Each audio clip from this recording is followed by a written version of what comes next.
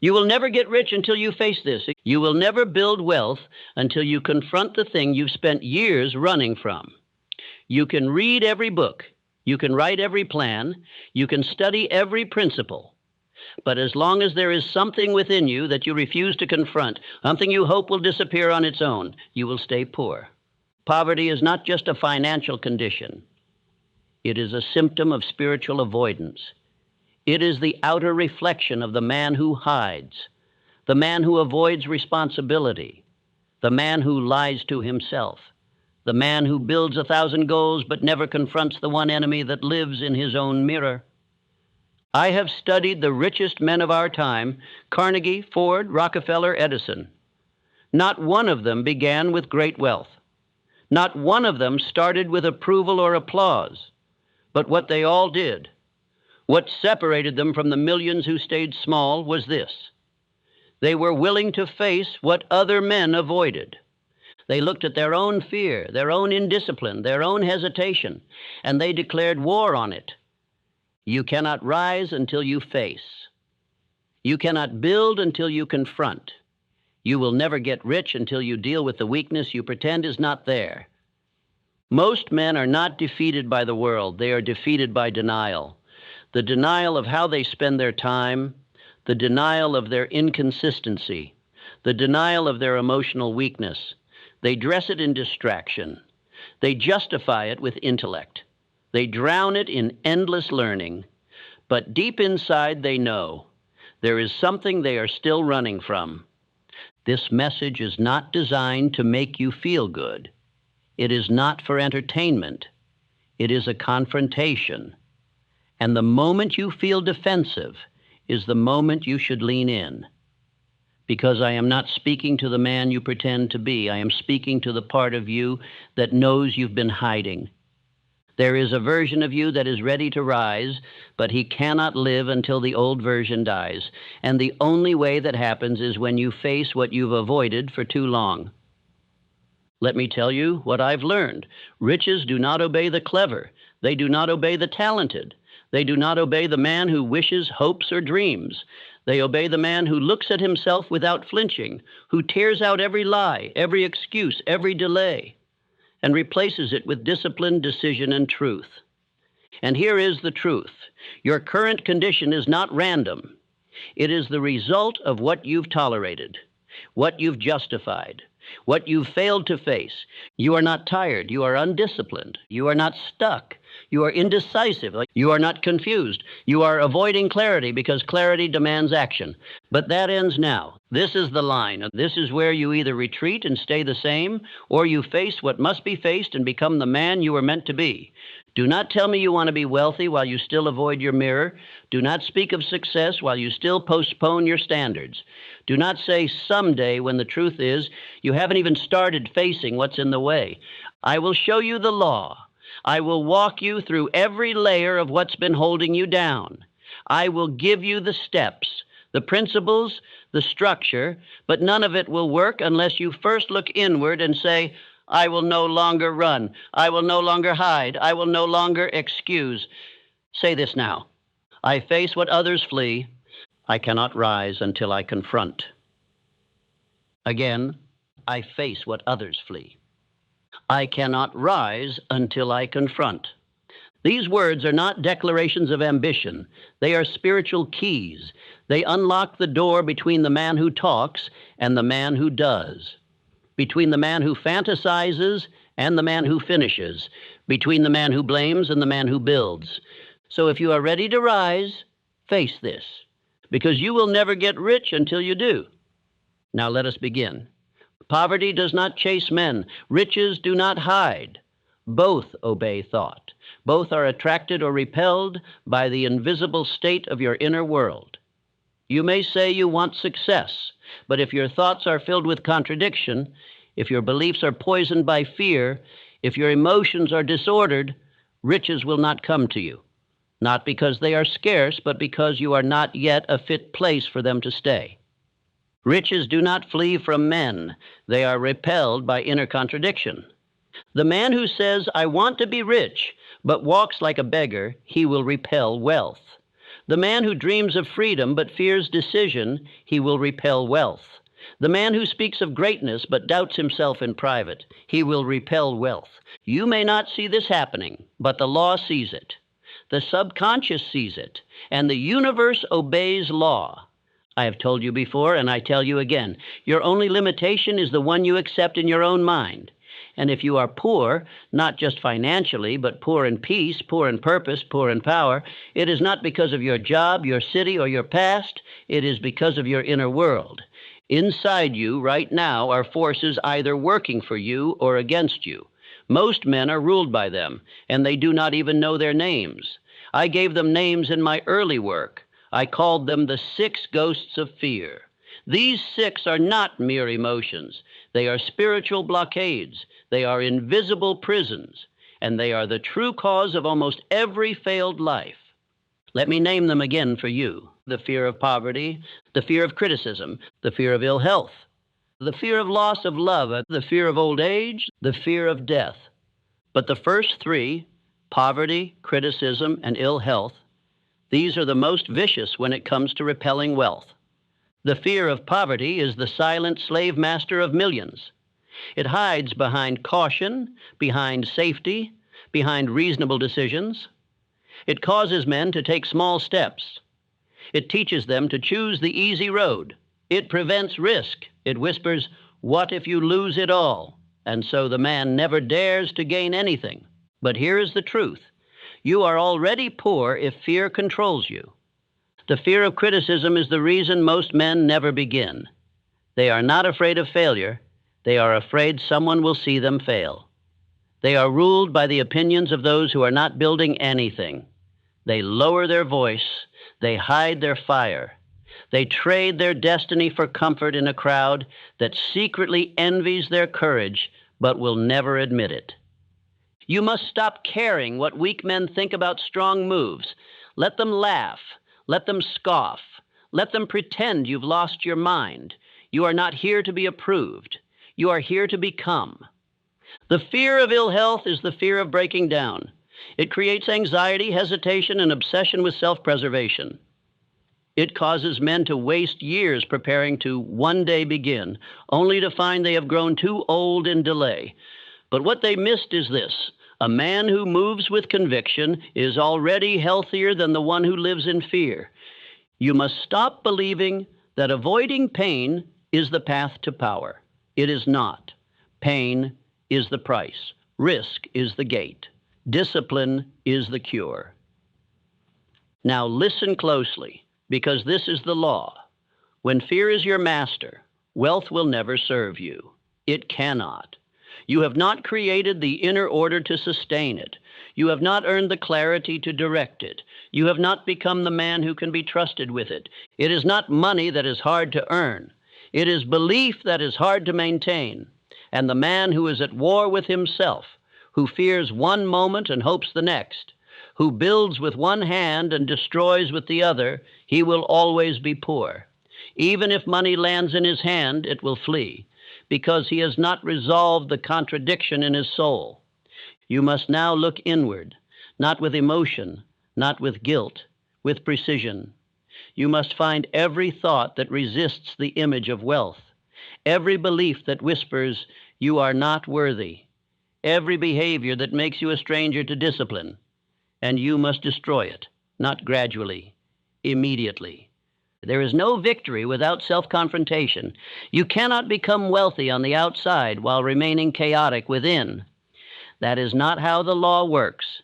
That is not how identity works. That is not how power works. You must become a fortress, a pillar, a man whose thoughts are clear, whose words are aligned, whose actions reflect a settled decision, a man who has faced every shadow and refused to let any one of them rule him. Say this now: I will not excuse the weakness within me. My thoughts attract or repel wealth. Again, I will not excuse the weakness within me. My thoughts attract or repel wealth. You must say this every morning until your mind is clear. You must say it every night until your subconscious obeys, because you are not poor by chance. You are poor by thought. You are poor by tolerated fear. You are poor by the contradiction that lives in your chest and speaks louder than your plans. But the moment you face it, all of it, you become dangerous. You become clear. You become magnetic. You become the kind of man that wealth no longer avoids, but chases. This is not theory. This is spiritual law. The root of poverty is always within, and the man who has the courage to pull it out will never be the same. Let us face the next truth. You cannot outperform the identity you refuse to face.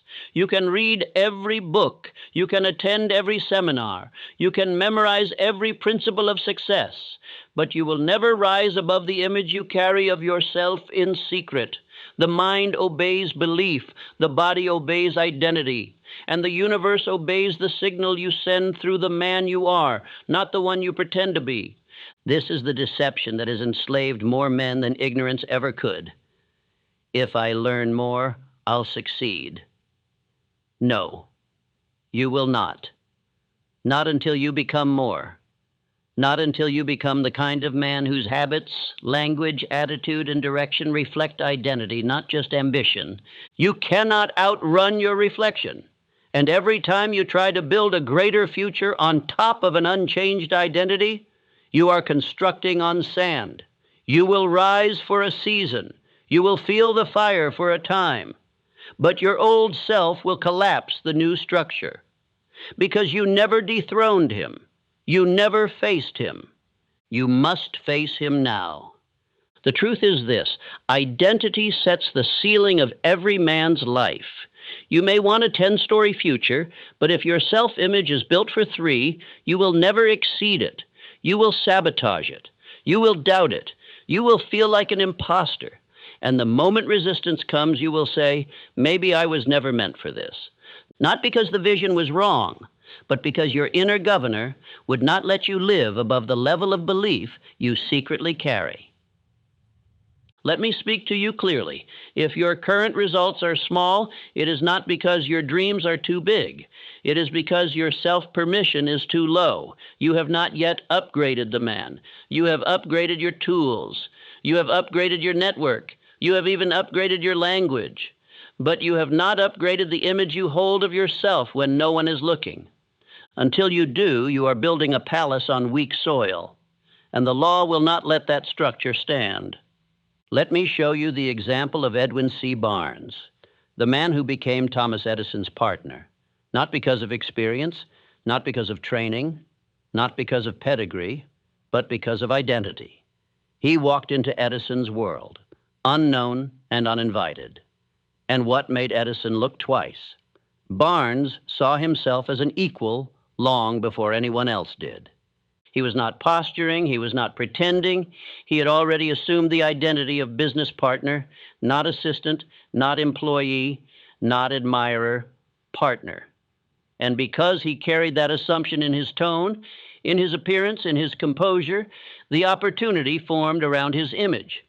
Edison didn't give him a role. Barnes's identity forced a role to appear. That is the law. You don't wait for identity to be validated. You assume it, wear it, reinforce it, and the world must reflect it. But most men never reach this point. Why? Because they refuse to face the truth. They lie to themselves about who they are. They pretend to be further than they are. They say they are kings while their daily actions reflect beggars. They speak of wealth while their calendar reflects confusion. They declare discipline while their mornings reflect chaos. And the worst part? They know it.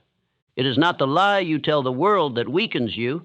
It is the lie you whisper to yourself. The lie that says, I'm close. The lie that says, I'm doing my best. The lie that says, I'm waiting for the right moment. But here's the truth. You are not waiting for the right moment. You are avoiding the real mirror.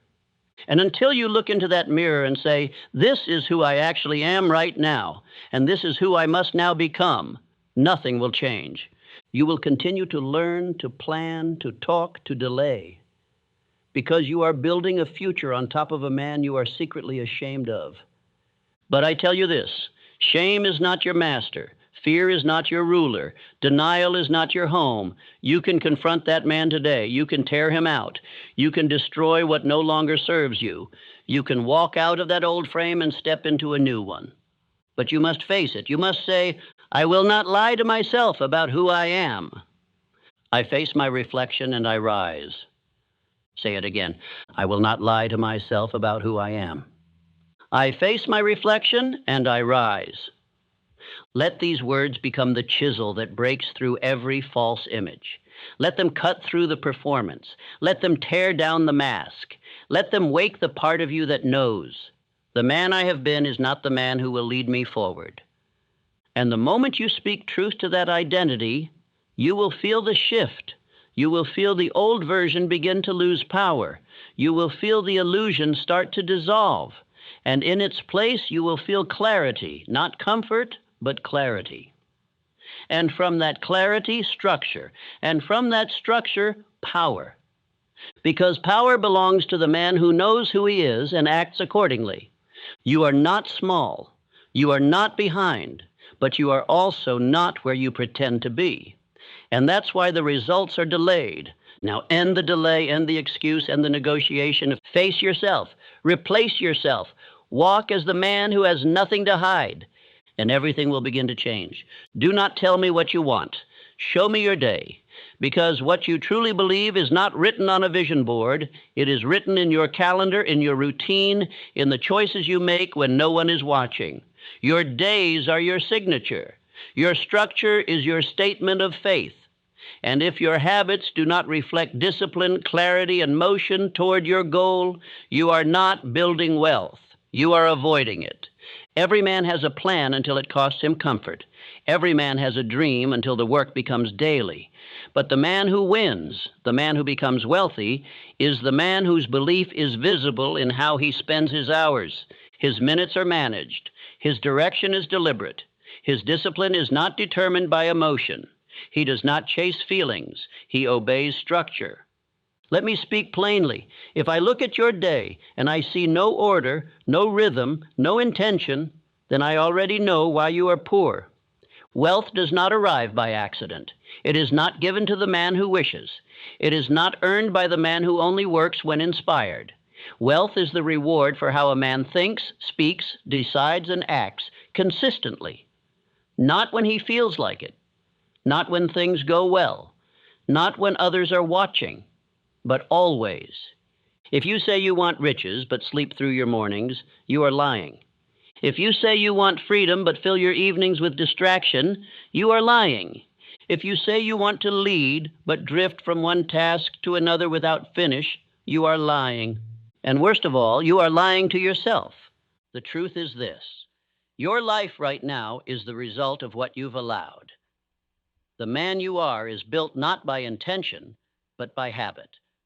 And those habits are either pulling you toward wealth or guaranteeing your continued frustration.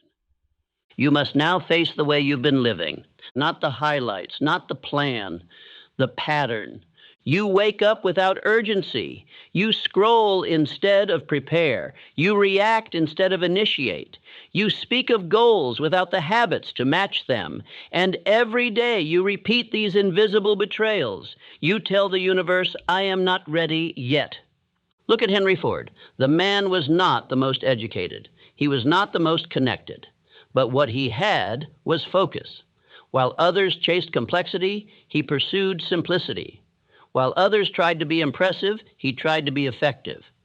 While others spent their day reacting to noise, Ford spent his days refining motion, system, and delivery. He kept building when others got bored. He stayed in one lane while the rest scattered. And the result? A fortune, a legacy, a product that outlived the men who laughed at him. Now I ask you, what are you building that will outlive your excuses? What do your mornings produce? What do your evenings reinforce? What is the daily rhythm of your belief? Do not look for magic. Look for consistency. Do not search for breakthrough. Search for repetition. Because your day is either your ladder or your leash. And if you are honest, you will admit, most of your days are leaking energy, leaking time, leaking power. You drift from one task to another without declaring war on your distractions. You begin the morning without speaking your aim aloud. You go to bed without review, without correction, without reinforcement. And then you wonder why the money doesn't arrive. It's not because you're unlucky. It's because you're undisciplined. You cannot afford to drift another day. You cannot continue to pretend that your goals will somehow rise above your patterns. They will not. The law will not let them. Wealth is not for the clever. It is for the consistent. Say this now. My habits reveal my value. I cannot afford to drift another day. Again, my habits reveal my value. I cannot afford to drift another day. Let these words become a mirror. Let them follow you into the morning. Let them interrupt your drift. Let them whisper into your spine when you reach for something that pulls you off course. Because one more wasted hour is not just time, it is a crack in your future. From this point forward, your schedule becomes sacred. Your time becomes governed. Your identity becomes evident, not in what you say, but in how you live. You will rise with aim. You will speak with clarity. You will act with order. You will close the day with proof. And if you fail, you will correct quickly. Not tomorrow, not later. Now, because every moment matters to the man who knows his time is limited and his calling is real. This is what separates the rich from the restless, the wealthy from the wandering, the great from the drifting. Structure, pattern, rhythm, presence. This is the way you rise. Discipline is not punishment. It is not repression. It is not misery. Discipline is the gate. It is the barrier between the man who talks about success and the man who walks into it. And the truth that most men never face is this. Every result you want is guarded by a discipline you've been avoiding. You speak of wealth. You dream of freedom. You hunger for greatness. But you ignore the pattern that builds all three. You avoid structure. You delay the system. You flirt with effort, but you refuse routine. You confuse motion with movement. You call yourself focused while changing plans every month. And yet, you still ask why the results are slow. The answer is simple. The gate is still closed because you've refused the key. If you've avoided discipline, you've avoided success. Not by accident, by design. The laws of the universe are not broken by chaos. They are broken by drift. And drift is always a symptom of untrained desire. You want the reward without the rhythm. You want the gain without the guard. But there is no other path. You either take hold of discipline or you stand in front of the gate, poor and proud. I will say what others will not. There is no greatness without structure. You do not rise by inspiration. You rise by obedience to yourself, to your word, to the image of the man you have declared in your vision, written on paper, imagined in solitude. That man does not arrive on the back of random effort. He arrives through the narrow path of repeated command. Look at Andrew Carnegie, one of the most powerful and strategic minds the world has ever known. He was not merely a builder of steel, he was a builder of men, and he did not trust everyone. He trusted those who were mentally trained. Men who could command themselves, men who did not need to be reminded, men who rose early, who stayed late, who tracked every hour like it mattered, because it did. When Carnegie saw a man whose habits were scattered, whose energy was reactive, whose discipline was emotional, he knew one thing. This man cannot be trusted with responsibility. He understood what most still deny. That wealth is not just about output. It is about internal order. A man who lacks discipline will always fumble opportunity. Even if the door opens, he will walk in unprepared. Even if the money comes, he will not know how to hold it. Even if the vision appears, he will not have the habits to match the weight of his own dream. And so the blessing becomes a burden. The chance becomes a chain. And the man who refused the gatekeeper becomes a victim of the very success he pretended to chase. You must now ask yourself, what discipline have I been resisting? Because that is the gate you have yet to walk through. Is it waking on time? Speaking your aim aloud? Maintaining your physical strength? Tracking your finances with clarity? Writing your plans daily? Returning to your work without distraction? Holding your thoughts accountable? Speaking less and delivering more?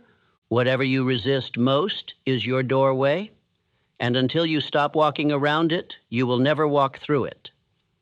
This is what I have seen in every man who has risen. He trained himself to love the discipline others avoided. He did what was boring, and he did it with power. He repeated what others abandoned. He returned to the fundamentals long after others chased novelty. He stopped asking for new tools and mastered the old ones. And what happens when you do this? The gate opens. You no longer knock. You walk in, not because you were lucky, not because you were chosen, but because you obeyed the structure. And the structure cannot deny the man who repeats it long enough. Let me now tell you the truth you must write down. Every excuse is a wall, and every day you delay the discipline, the wall becomes thicker. Until one day you look around and realize your entire life is surrounded by everything you justified, defended, postponed. But today you break the wall. Today you find the gate. And today you walk through it. Not with noise, not with fanfare, but with decision, with structure, with law. Say this now. I do what I resist first. Discipline is the gate to riches. Again. I do what I resist first. Discipline is the gate to riches. These words are not motivation. They are correction. They are the reprogramming of the man who used to follow emotion, the man who only acted when it felt good, the man who built inconsistently and wondered why nothing stayed. That man is done. He has no future, and he has no power. But the man you are now becoming, the man who chooses what must be done, regardless of mood, regardless of outcome, that man is unstoppable. You want wealth? Obey structure. You want peace? Honor repetition. You want freedom? Master rhythm. Discipline is not the enemy. It is your inheritance. It is the system by which you become worthy of the thing you desire. And when you embrace it, everything begins to align. The fog lifts. The future clears. The energy returns. Because for the first time in your life, your actions are not betraying your vision. They are building it. Now look at what you've avoided. Write it down. Act on it today and do it again tomorrow. That is the man who gets rich. That is the man who walks through the gate. You were not born to be ruled by your feelings. You were not built to follow emotion. You were made to command your life through law, not mood, decision, not reaction, principle, not preference. But if you are still waiting to feel ready, to feel strong, to feel inspired, I will tell you now, you will remain poor. Not because you lack talent, not because the opportunity isn't real, but because you gave emotion the authority that belongs to obedience. Emotion is not an excuse. And if it is still governing your action, your pace, your routine, then you are not leading your life. You are being led by weakness. You are being guided by noise. And so your days change depending on your mood. Your productivity rises and falls with your spirit. Your success comes in waves of effort, followed by droughts of indifference. And wealth will not reward that kind of man. The truth most men cannot bear is this. You do not have to feel like it to do it. The task does not require your mood. The standard does not ask for your approval. The aim you declared when you were on fire does not need your permission now that you are tired. In fact, that is the very moment that defines you. When the inspiration is gone, but the man remains. When the crowd disappears, but the work continues. When the feeling fades, but you do not. There is a great lie in modern thinking, that how you feel is who you are, that emotions are sacred, and to act against them is to be inauthentic. But I will tell you the truth as I have lived it, studied it, taught it to thousands across the world. Your emotions are not your identity. They are indicators. They are noise. They are dust in the wind of your purpose. And if you are ruled by them, you are ruled by the most unstable force in your life. Do you know what emotion is? It is a reflection of past belief. present interpretation, and unconscious fear. It is often the voice of yesterday trying to stop the man you said you'd become tomorrow. Emotion will tell you, not today. Emotion will whisper, you're tired. Emotion will plead, let's wait. And if you listen, if you treat that voice as truth, you give away your power one moment at a time until there's nothing left to show. But listen closely. Men who wait for motivation stay poor. They become excellent at intention and terrible at follow-through. They speak of potential but have nothing to prove it. They make promises that their discipline cannot cash because they only move when the sun is shining, when the applause is loud, when the path is easy. And so they build nothing that lasts. But the man who acts through resistance, he builds fortunes, not just in finance, but in character, in focus, in ability, in authority. Why? Because he has trained himself to obey law, not emotion. He has decided that his standard is not how he feels. His standard is what he declared. Let me show you a man who lived this, Abraham Lincoln. You know him as a president, a liberator, a giant of leadership. But what few understand is this: Lincoln suffered. He was tormented by melancholy, betrayed by friends, misunderstood by allies, attacked by his enemies. At times he was deeply alone. But did he stop? Did he let emotion run his decision? Did he allow darkness to dictate his action? He led with principle. He rose above mood. He obeyed the truth. He did not ask himself, do I feel like doing this today? He asked, what does the law of right demand of me today? And then he did it. You must live the same way, because you cannot command money if you are ruled by mood. You cannot hold power if your feelings lead the way. You cannot walk in authority if your mornings begin with negotiation. The man who commands his environment is not the one with the loudest vision. It is the one with the strongest constitution, the one who does what is required no matter what he feels in the moment. Emotion is the reason most men quit too soon. They begin with fire and end in frustration. They sprint the first mile and collapse halfway through the race, not because they couldn't finish, but because they believe the lie that says, if it feels hard, it must be wrong. But success is not comfortable. It is cold, early, repetitive, and often invisible at first. It does not hand out trophies for partial effort. It gives harvest to the man who shows up after the inspiration is gone. Let me be clear, you are not emotionless, but you must not be emotion-led. Feelings will come, let them. Feelings will go, let them. But the standard must remain. The action must remain. The schedule must remain. Because that is who you really are, not what you feel, but what you repeat. Say this now. My standard is not how I feel. My standard is what I declared. I rise by law, not by emotion. Again, my standard is not how I feel. My standard is what I declared. I rise by law, not by emotion. Say it until your nervous system obeys. Say it until your subconscious believes you. Say it until the next time you feel tired and your body moves anyway, because that is the man who wins, not the one who is always on fire, but the one who burns anyway. If your structure crumbles when you're anxious, it was never structure. It was a wish. If your discipline dies when you're uninspired, it was never discipline. It was performance. If your goal only matters when you're in the mood, you are not committed. You are pretending. But that ends now. From this point forward, your day begins with rhythm. Your action follows law. Your words match your schedule. Your vision is no longer conditional. It is final. No more waiting to feel like it. No more checking in with doubt before you act. No more building when inspired and retreating when the feeling fades.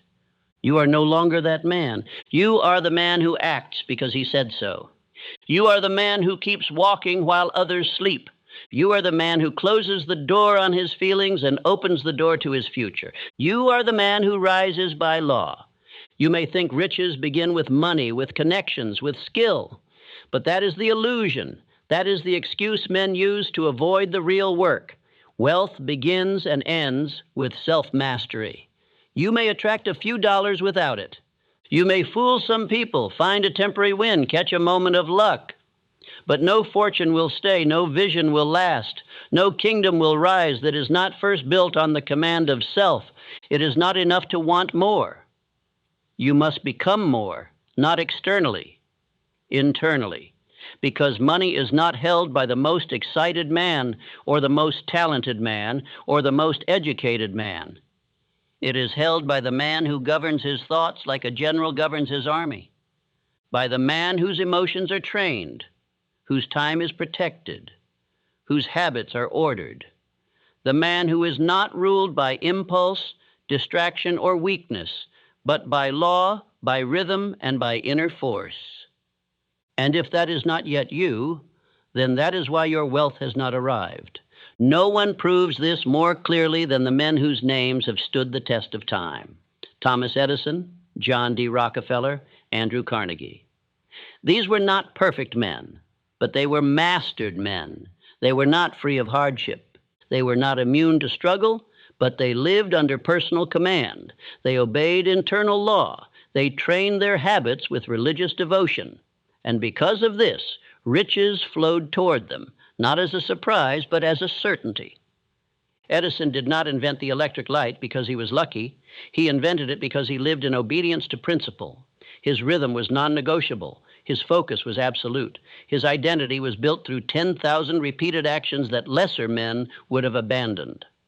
Rockefeller was not merely a businessman. He was a man of unshakable routine, discipline, composure. While others spent, he saved. While others flinched, he acted. While others were ruled by markets, he was ruled by internal order, and so the markets eventually obeyed him. And Carnegie, whose empire of steel was only possible because he mastered men, began by first mastering himself. He studied his own mind. He trained his focus. He acted with timing. And he surrounded himself only with those who also lived by law. These men did not wish for mastery. They chose it. They accepted the lifelong cost of self-government. And in return, the universe opened itself to them, not through accident, but through alignment. Let me tell you plainly, until you master self, you cannot master circumstance. Until you govern your habits, you will be governed by problems. Until you lead your time, you will be led by emotion. Until you conquer the disordered man within, the world outside will always be unstable. Do not blame the economy. Do not blame the season. Do not blame your job, your partner, your town, your upbringing. If you are still blaming, you are still hiding. And the man who hides from himself repels wealth, because the law cannot reward confusion. The law rewards clarity, alignment, direction, discipline. And those are choices made on the battlefield of the inner life. The world is full of men who say they are ready for success. They are not. They are ready to feel good. They are ready to be seen. They are ready to perform when praised. But they are not ready to confront the laziness that lingers in their rituals. They are not ready to remove the softness from their mornings. They are not ready to remove emotion from their calendar. They are not ready to stand in the mirror and say, "I am the reason my life is not yet what I declared." But if you are reading this now and your heart is beating, you are ready. Because something in you knows that the distance between where you are and where you want to be is not external. It is internal. It is not in a course. It is not in a book. It is not in a strategy. It is in how you govern yourself when no one is watching. This is the truth. Riches are drawn to the man who requires no audience to execute. They move toward the man who needs no applause to rise early, who needs no immediate reward to obey his plan, who does not ask, "How do I feel?" before he acts, but declares, "I act because I said I would."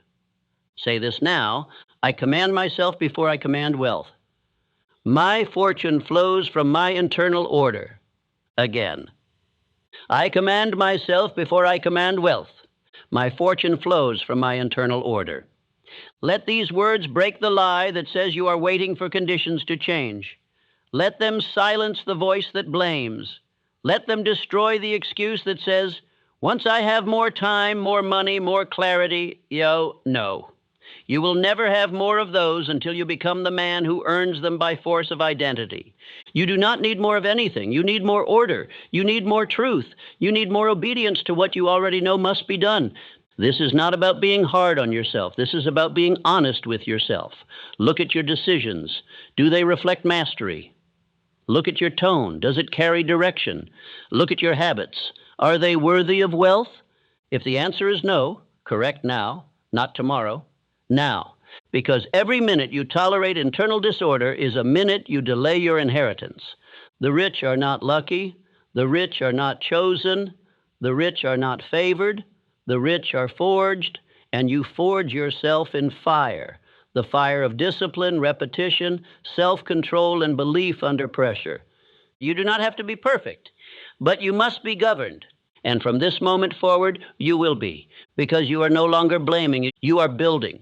You are no longer waiting. You are choosing. You are no longer ruled by feelings. You are ruled by law.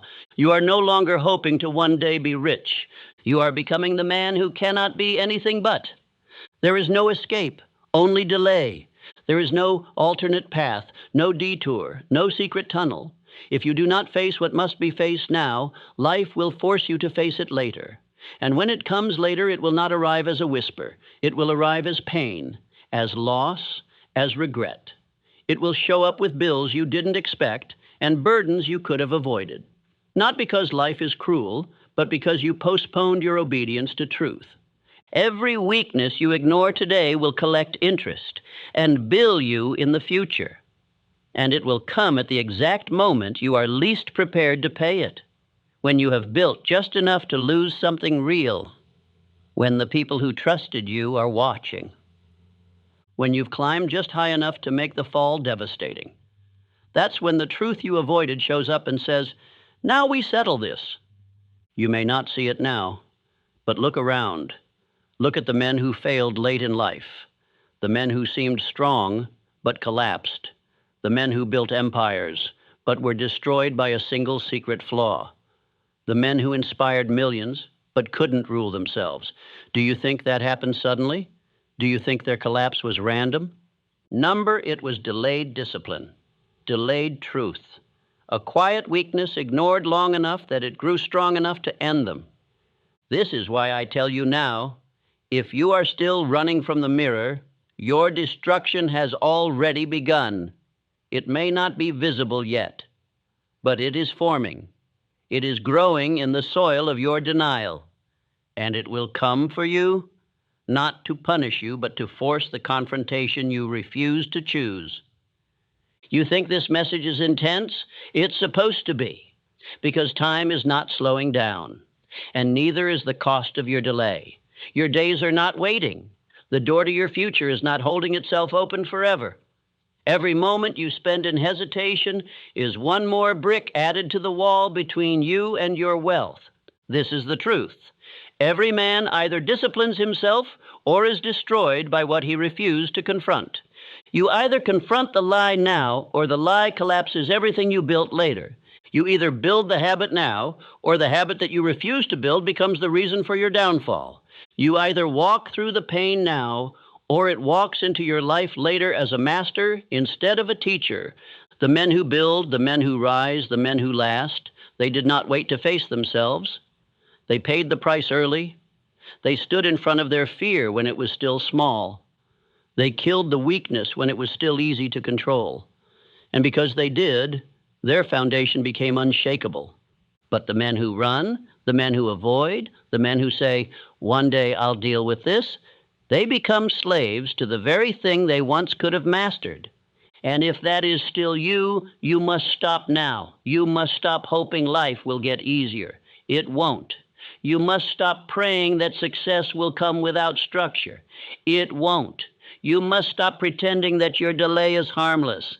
It isn't. Your delay is expensive, and the bill is coming. It may show up as missed opportunity. It may show up as lost confidence. It may show up as wasted years. It may show up as relationships that deteriorate under the weight of your inaction, but it will show up. because truth does not disappear when ignored.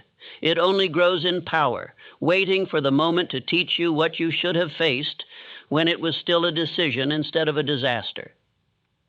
Let me ask you now, what are you still avoiding? The early mornings you said you would start? The plan you promised yourself you would follow? The emotion you use as an excuse to skip the work? The distraction you still pretend is a reward? The habit you know is killing your consistency? Face it. Now, there is no more time for avoidance. Not if you want to be wealthy. Not if you want peace. Not if you want to look at your reflection and say, that is a man who can be trusted with power. Because power will not trust the man who hides.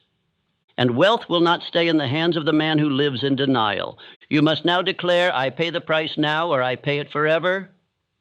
Say it again. I pay the price now or I pay it forever. There is no wealth without truth. Let those words strip away the mask. Let them interrupt the delay. Let them burn away the illusion that you are getting away with anything. You are not. No man ever does. He may appear to win for a time, but if the foundation is rotting, the collapse is inevitable.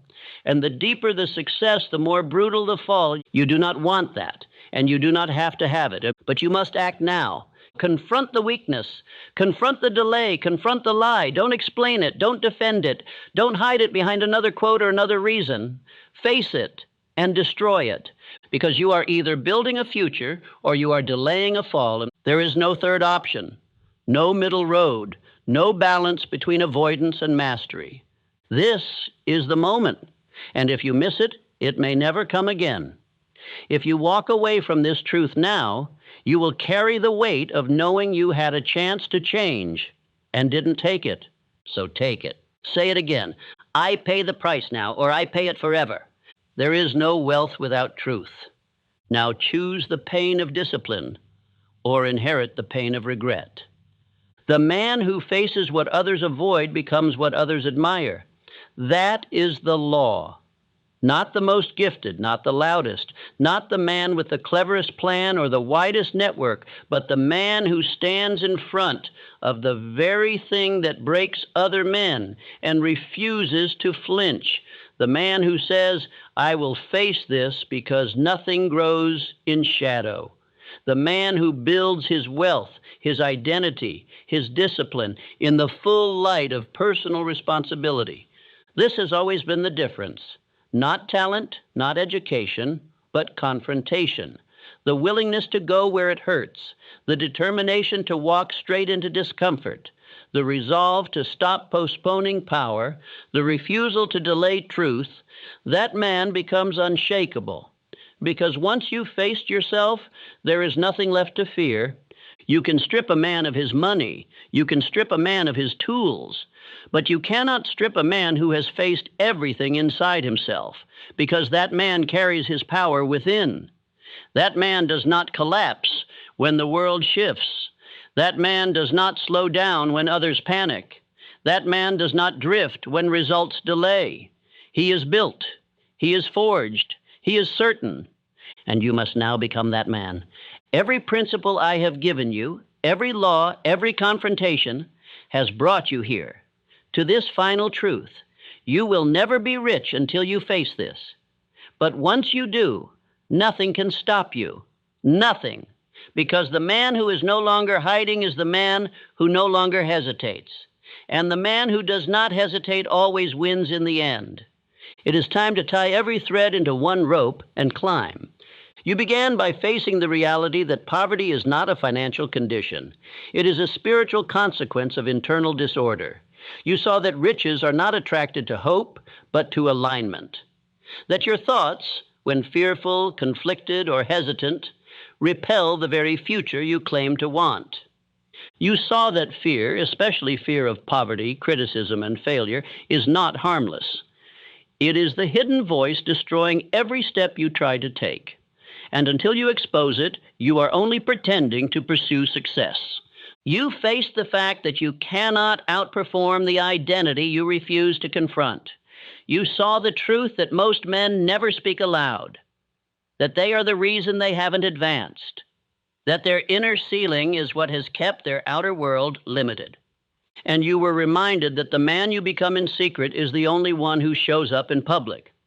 You cannot rise above your habits. You cannot rise above your self-image.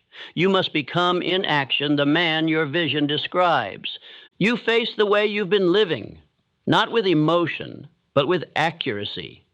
You were called to examine your days, not your dreams, because every day you drift, every day you start without structure, every day you close without reflection is a day you confirmed your belief in mediocrity. You were told, look at your day. That's why you're poor. And you understood the path to wealth is not in what you hope for, but in what you repeat. You faced your resistance to discipline. You saw that every result is guarded by a habit you've been avoiding. You understood that success is not kept from you. It is simply stored behind the door you refuse to open. And that door is always labeled structure. You now know, if you've resisted routine, you've rejected your future. Because discipline is not a chore, it is the gate. You faced your emotions, and for the first time, you stopped justifying your inaction with how you felt. You were reminded that men who wait for motivation remain poor, and men who act through resistance build dynasties. You learned that emotion is noise and law is rhythm, that the most powerful men in history, Lincoln among them, acted not because they felt ready, but because they lived by principle. And now so do you. You face the price of delay. You stop pretending there was more time. You stop believing in a someday that never comes. And you accepted the truth. Every weakness you avoid today will collect interest and bill you in the future. You were told there is no escape, only delay. And in that moment, you decided you would rather pay the price now than lose everything later. And now here you are, the man who faces it all. And because you face it all, you cannot be denied. Because you are no longer guessing, you are deciding. Because you are no longer hiding, you are building. Because you are no longer reacting, you are leading. Because you are no longer ruled by noise, you are ruled by rhythm. This is the man you have now become, not through inspiration, but through confrontation. Look again at the giants whose names have echoed across generations. Carnegie, Ford, Schwab. Do you think they were simply more intelligent? Do you think the world gave them their wealth by accident? Number. They faced the man in the mirror before they faced the boardroom. They removed the chaos from their routine before they were trusted with empire. They ruled their own spirit before they ruled industries. Carnegie selected only those who could discipline themselves. Ford executed through structures so precise that hesitation could not exist. Schwab inspired armies of men because his belief was not fragile, it was trained. They each became magnetic, not by chance, but by choice. They became unavoidable, and now it is your turn. Not to quote them, not to admire them, but to walk in their likeness, because you are not far, you are not lacking, you are not broken, you were simply distracted, you were delayed by unchallenged weakness. But now you have faced it, and what you have faced, you can now conquer. Say this now, I face everything, I build anyway. I am no longer avoiding, I am becoming. Again. I face everything, I build anyway. I am no longer avoiding, I am becoming. Let these words seal every law. Let them bury the old man. Let them install the identity of the builder, the doer, the ruler of his own mind and master of his own path. Because the man who faces himself cannot be defeated, not by rejection, not by delay, not by fear, not by failure. He does not ask, will it happen? He says, it has already begun. He does not look around to see who is watching. He watches himself. He does not chase applause. He obeys rhythm. He does not fear resistance. He welcomes it. He does not negotiate with comfort. He lives by law. He does not ask the world to give him anything. He builds what the world cannot deny. And now you are that man. You do not rise through talk. You rise through decision. You do not rise through theory. You rise through obedience. You do not rise through escape. You rise because you face everything. Let us now close this chapter not with applause, but with action. The next move is yours. And the world will not stop it, because the man who faces it all cannot be denied.